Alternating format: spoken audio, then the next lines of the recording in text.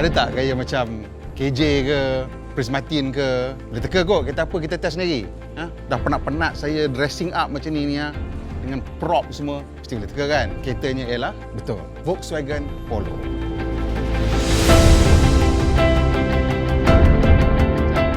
Ada tak gaya budak comot main polo?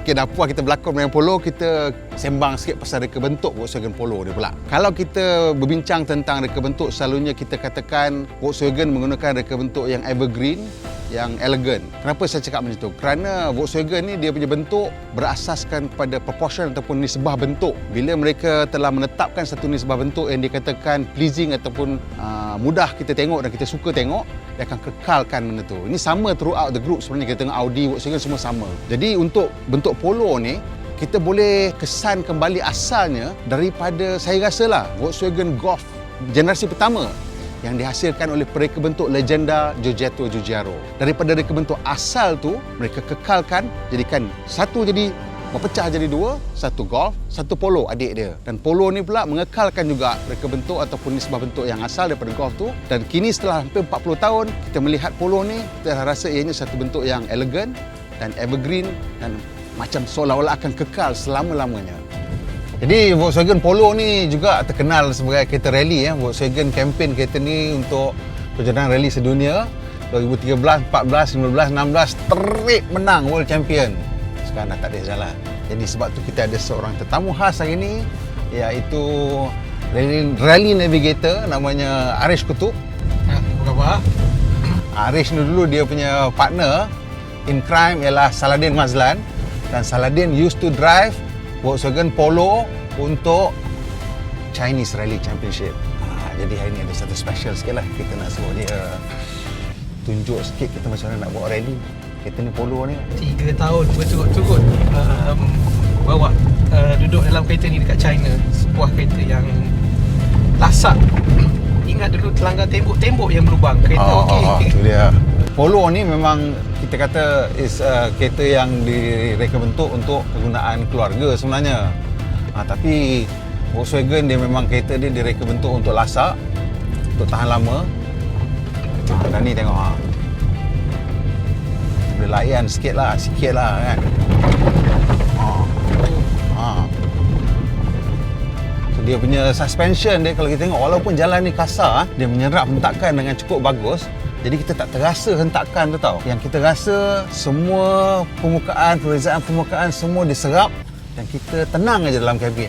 Bila kita masuk dalam kereta Jerman ni, dia ada satu jenis kesinambungan tau. Tak kiralah jenama apa, model apa, tapi ada satu jenis kesinambungan dalam kereta dia. Walaupun di luar pun kadang-kadang kita tengok. Jerman ni dia orang ada satu falsafah reka bentuk, iaitu sesuatu bentuk yang dihasilkan tu perlulah memenuhi kehendak fungsi ataupun form must follow function. Jadi bila form itu mengikut kehendak fungsi, dia akan secara semula jadinya menghasilkan satu reka bentuk yang hampir serupa kerana kena perlu mengikut kehendak fungsi kan. Jadi bila kita tengok dalam kabin Volkswagen ni, kita lihat semua benda terduduk aja.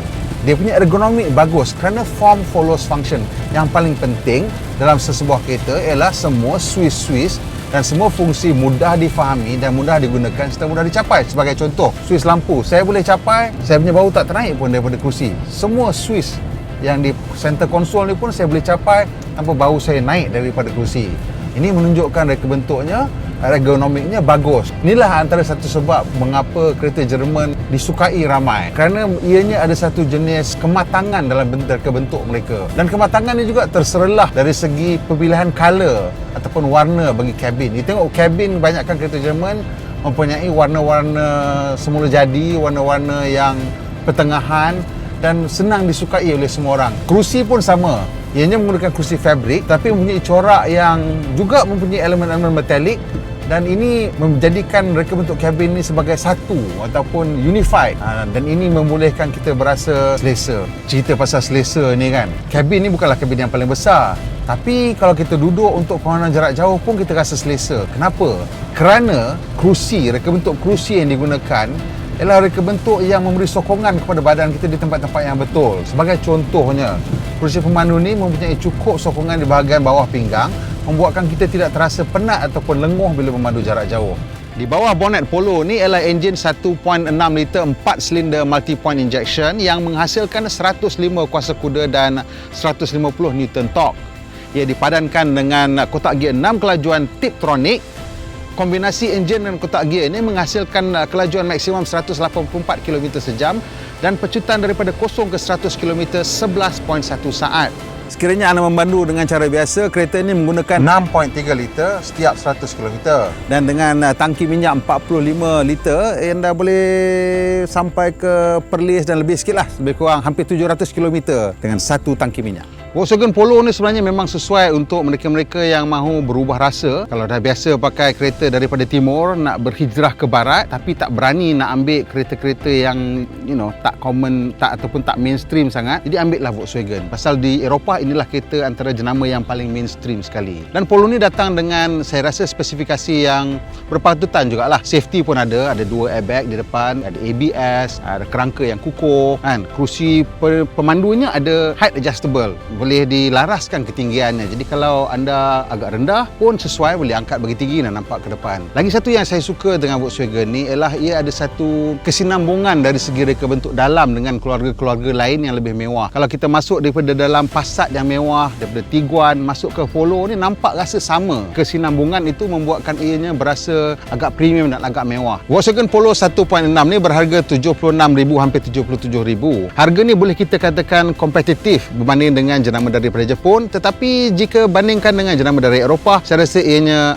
amat kompetitif. Jadi apapun, bila ingat Jerman, ingat Polo. Ingat keluarga, ingat Polo. Ingat Continental, ingat Polo. Ingat KJ, ingat Polo. Sorry. Bukan. Ingat Prince Martin, ingat Polo. Apapun, jangan lupa untuk subscribe dan like channel kami di YouTube iaitu N-Gear, dan juga Facebook kami N-Gear dan Fantastico.net. Kalau ada masa, lawatlah laman sesawang kami Fantastico.net. Berlagi bila